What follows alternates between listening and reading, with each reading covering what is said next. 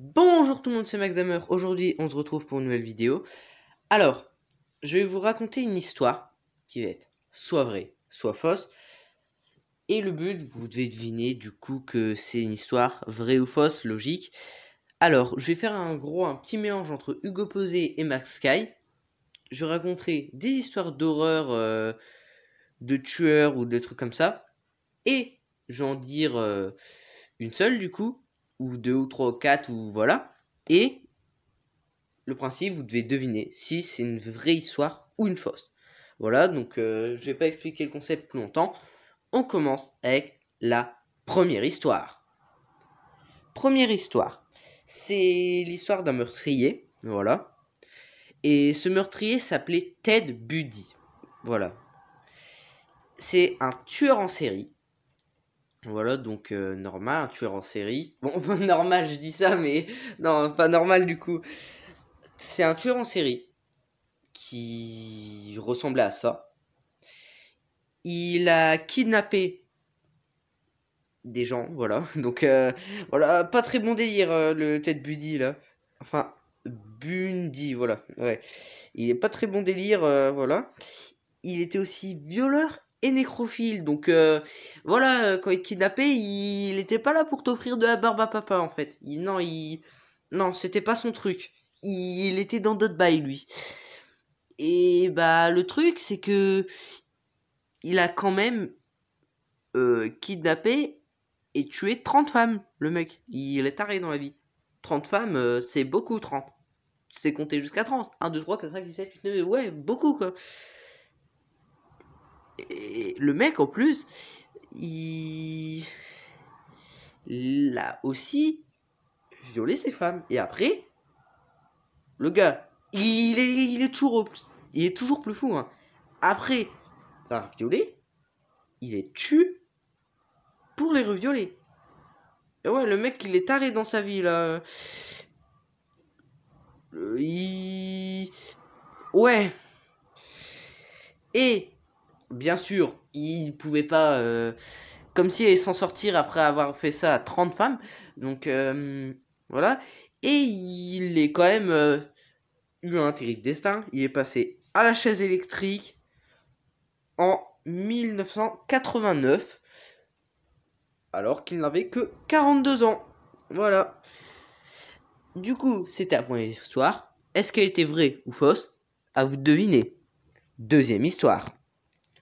La deuxième histoire est une histoire de Hector Basile. Voilà à quoi il ressemblait. Lui aussi, c'est un tueur en série. Donc voilà, maintenant je crois qu'ils aiment bien être tueurs en série. Et cette fois-ci, je vais pas me gourer en disant que c'est normal. Non, c'est pas normal. Parce que moi, pas être intelligent. Et c'est l'histoire d'un tueur en série qui a tué 65 personnes. 65. En gros, Hector, je vous racontais son tout premier meurtre. Donc le meurtre de Joe Meg. Et ce qui s'est passé, c'est que Hector était pote avec Joe. Donc normal, voilà, une amitié comme tous les autres. Rien de bizarre et tout. Le seul truc, c'est que Hector avait des problèmes mentaux, mais ils n'avaient pas été détectés. Donc personne savait qu'il il trouvait un peu bizarre et tout, qu'il faisait des choses pas nettes, comme des fois il se réveillait très tard, juste, et il attendait dans un couloir. Mais des fois les gens ils disaient mais qu'est-ce que tu fous et tout, va te coucher et tout. Ses parents ils lui disaient, mais ses parents limite ils s'en foutaient. Ses parents ils disaient ouais c'est bon, allez arrête de faire tes conneries, va dormir, qu'est-ce que tu fous, il est 2 heures du matin. Voilà. Et du coup après Hector bah il les potes avec Joe et tout, Joe il remarque même pas qu'il y a des problèmes parce que voilà, c'est un pote normal. Et là Hector il dit Joe il m'a trahi comme ça. Alors que Joe, il a rien fait. Juste Hector, à cause de ses problèmes, il croit que Joe, il l'a trahi. Juste parce que Joe, il décide, juste, il s'éloigne un peu d'Hector pour se faire d'autres potes. Donc normal. Normal, tout le monde peut se faire des potes. Sauf que Hector, avec ce problème mental, il se disait, Joe, il a le droit d'avoir qu'un pote et c'est moi. Donc il était quand même en mode, Joe, t'es à moi, t'es mon pote, ok? Et du coup, Hector, il vient vers Joe et lui fait: comment as-tu osé me trahir et tout? Joe lui dit: mais je te trahis pas, je suis encore ton pote et tout, gna gna. Hector lui dit: si tu m'as trahi, tu traînes avec d'autres gens. Joe il veut le calmer parce que Hector là il est énervé, il est en mode: oh, je vais tabasser ta gueule et tout, tu m'as trahi et tout, moi j'accepte pas ça. Et Joe lui dit: mais je t'ai même pas trahi et tout, mec. Et là, c'est la bagarre. Hector il tabasse Joe et Joe il essaye de lui dire: non, mais je t'ai pas trahi et tout. Jusqu'à ce que Joe, malheureusement, perd la vie à 25 ans, ce qui est quand même un jeune âge. Et du coup, bah, Hector, à cause de ses problèmes mentaux, a trouvé ça drôle de tuer quelqu'un. Donc, ce qui est pas forcément drôle. Et il s'est dit: si je restais sur d'autres personnes. Et c'est comme ça qu'il est devenu tueur en série de 65 personnes. Et voilà quoi, donc pas très bon bail. Et ensuite, il a été attrapé par la police, donc logique. Tu peux pas faire 65 meurtres, soit trop cramé. Surtout un de ces meurtres, donc son dernier qui était quand même un peu débile, qui a quand même tué quelqu'un devant un commissariat. Donc voilà quoi, il était un peu con. Et il s'est fait attraper. Et bah il a pris perpétuité, prison à vie, et il est mort en prison, du coup. Enfin, il est pas vraiment mort en prison, il s'est suicidé en prison, car il était fou quand même. Du coup, bah il a décidé de mettre fin à sa vie en prison. Et voilà, donc c'était l'histoire de Hector Basile.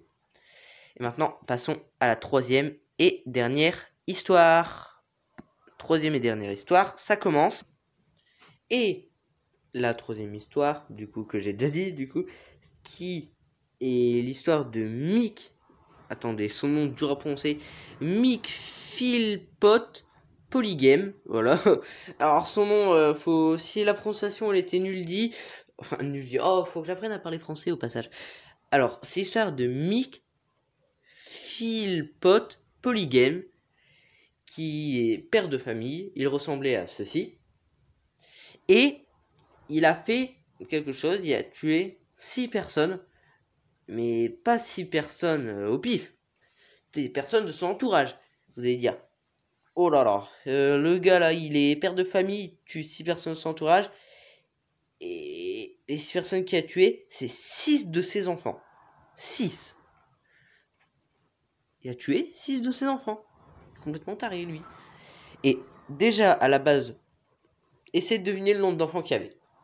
Là, vous allez peut-être me dire: bah, déjà, s'il a tué 6 de ses enfants, bah, on va dire, allez, 6. Non.